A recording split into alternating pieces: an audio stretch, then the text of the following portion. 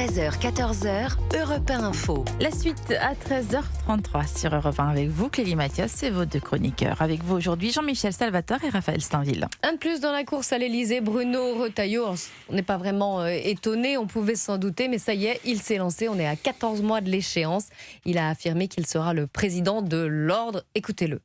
Cette décision, je la prends avec la sincérité de mes convictions, avec la force de mon engagement et la gravité qu'exige le moment. Car je refuse de laisser notre pays dans l'état où il se trouve aujourd'hui. Une France qui s'enfonce, une France qui s'efface dans un monde de plus en plus menaçant. L'Europe a un rôle à jouer, mais elle devra défendre son identité, son projet et mettre fin à ces dérives technocratiques. Enfin, je veux parler de nous les Français. Car c'est précisément en cet instant où la France devait être forte qu'elle est faible. Pourtant, j'en ai les convictions. Nous possédons tous les ressorts pour qu'à nouveau le monde regarde la France avec respect. Mais pour affronter les désordres du monde, notre pays devra d'abord remettre ses affaires en ordre. Heureusement pour la France, le temps d'agir approche, car seule l'élection présidentielle permet d'agir vraiment. Alors, une déclaration de candidature, une annonce de candidature qui n'est pas très surprenante. Il a été sobre, assez fidèle à ses valeurs. On va parler du fond de ce qu'il propose. Juste avant, quand même, Laurent Wauquiez, Xavier Bertrand, Michel Barnier, David Lisnard, Édouard Philippe de son côté. Ça fait quand même beaucoup de candidats à droite et au centre. Jean-Michel Salvatore. Oui, bien sûr, mais il va y avoir une certaine décantation qui va se produire. Cette décantation, comment elle va se produire? Parce que pour l'instant, Bruno Retailleau n'a pas donné de piste.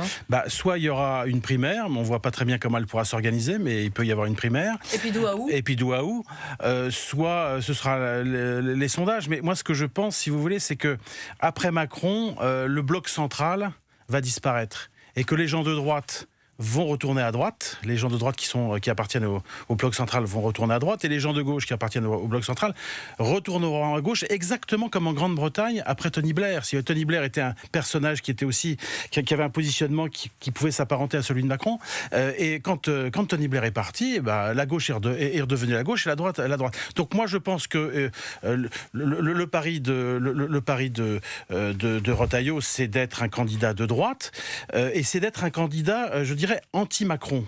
C'est-à-dire que l'idée quand même, c'est d'essayer de faire exactement le contraire dans la posture, dans l'attitude, dans la façon d'être et dans les projets que le président de la République actuel, en misant évidemment sur la sobriété, sur la simplicité et sur le courage. Et je pense qu'au fond, lui, son idée, c'est qu'il se dit, par les temps qui viennent, on n'a pas besoin d'un surhomme comme Macron qui sait tout, qui a réponse à tout, etc.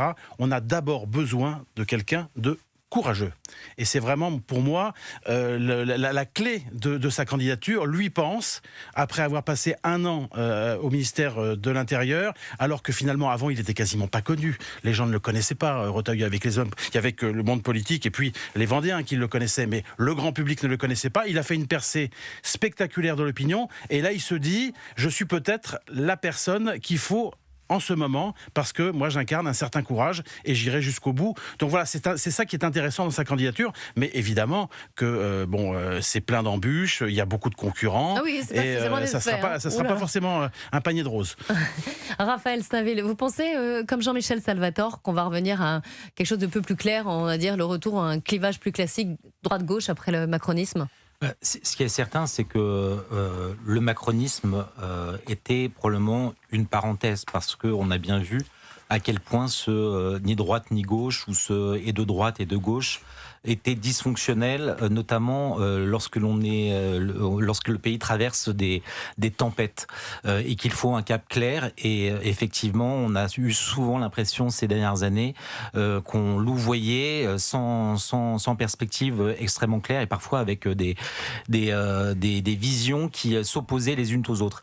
Avec la fin d'Emmanuel Macron, il est probable que ce clivage qui était persistant et qui finalement n'a jamais véritablement disparu, soit réactivé avec plus de force. Mais c'est peut-être là que Bruno Retailleau aura malgré tout des difficultés, parce que certes, c'est un homme de droite, c'est un homme de conviction, dont le programme et la profondeur même du programme ne manquera pas de séduire beaucoup. Pour autant, il est perçu à droite. Pour autant, il est quand même perçu par nombre de Français comme celui qui aura permis d'être d'une certaine manière la béquille d'un macronisme finissant.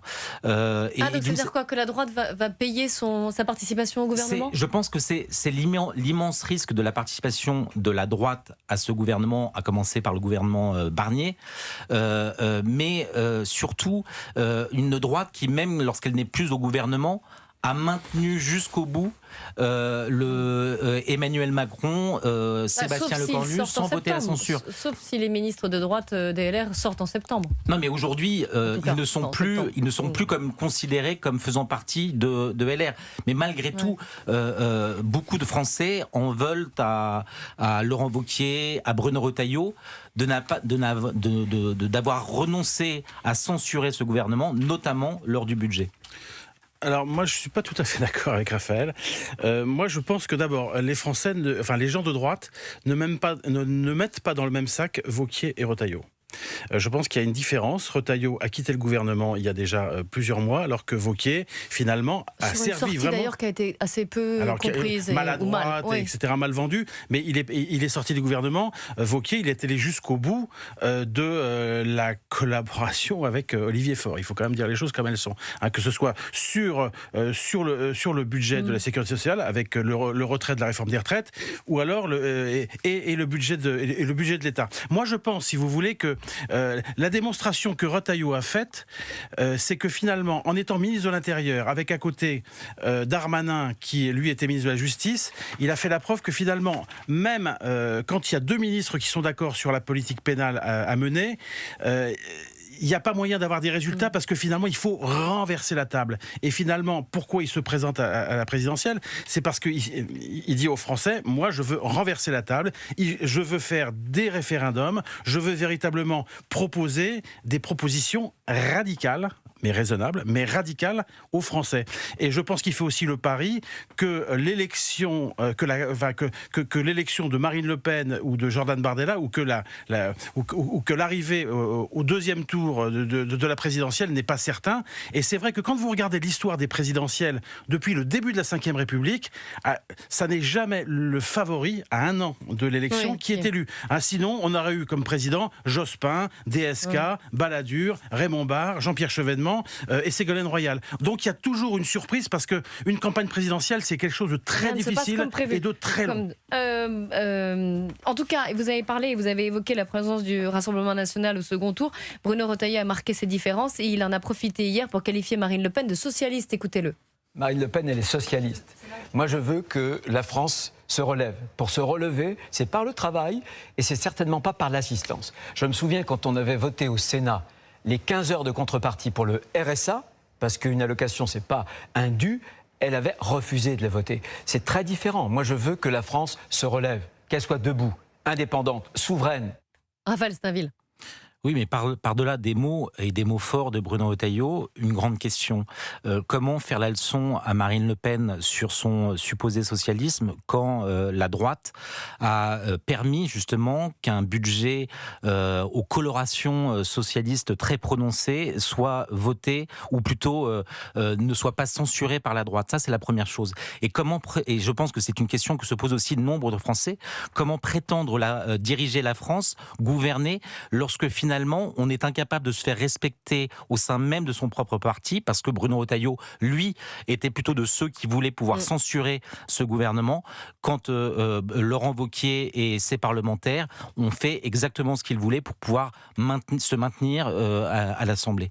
Alors, Bruno Retailleau, les candidatures, la politique, on en reparlera. J'aimerais évidemment qu'on parle en ce 13 février 2026 d'Ilan Halimi. C'était il y a 20 ans. Il était retrouvé agonisant le long des voies du RERC à Sainte-Geneviève-des-Bois après avoir été séquestré, torturé durant plus de 3 semaines parce que juif. Écoutez l'édito de Romain Desarbres ce matin sur CNews et Europe 1. Il y a 20 ans, Ilan Halimi poussait son dernier souffle après un martyre qui aura duré 24 jours. 24 jours à être humilié, 24 jours à être torturé, 24 jours à être retenu par cet abominable gang des barbares. Chaque jour vécu par Ilan Halimi était un supplice. Il avait été ciblé, lui, le jeune vendeur de téléphone payé au SMIC, parce qu'il était juif. Et comme croit le savoir tout bon antisémite, il était bourré de thunes, évidemment, pour reprendre l'expression de l'abominable Youssouf Fofana. Malheureusement, l'antisémitisme est loin de s'éteindre, mais au moins pour rendre hommage à ce jeune homme, symbole de la haine des juifs que ressentent certains, encore aujourd'hui, en France, 20 ans après. Alors il y avait une cérémonie et un chêne qui a été planté dans les jardins de l'Élysée, cérémonie présidée par Emmanuel Macron en présence de la famille d'Ilan Halimi. Ce 13 février 2006, un conseiller de l'Élysée disait « C'est un crime qui reste dans la mémoire républicaine ». Qu'en pensez-vous, cette expression ? Vous êtes d'accord ? Oui, moi je suis assez d'accord. C'est vrai que c'est un événement considérable. Hein. Enfin, Romain Desarbes l'a très bien rappelé, les 24 jours, etc. D'horreur et d'atrocité. Le gang des barbares. Moi, ce qui me frappe, si vous voulez, c'est que le président de la République, une fois de plus, est à contretemps.